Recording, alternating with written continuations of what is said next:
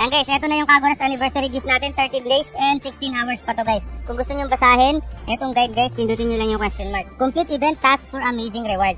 So ang gagawin nyo lang dito guys, etong challenge task, tapusin nyo lang ng tapusin itong mga pinapagawa dito para makakuha kayo ng celebration postcard. Ayan guys, ipunin nyo lang ng ipunin yung celebration postcard hanggang magka 180 pieces kayo. Tapos makukuha nyo na ng libre ang ating Jade Blossom Hero Skin Kagura. Ayan, Jade Blossom ni Kagura to guys.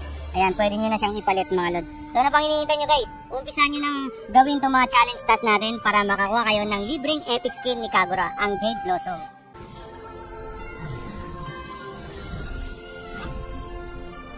Wow! Ganda guys, diba? Kaya nyo ba nito? Libre nyo lang ito makukuha. Umpisahan nyo nang mag-challenge task guys. Sayang din to mga lods, oh. Oh, diba? Grabe.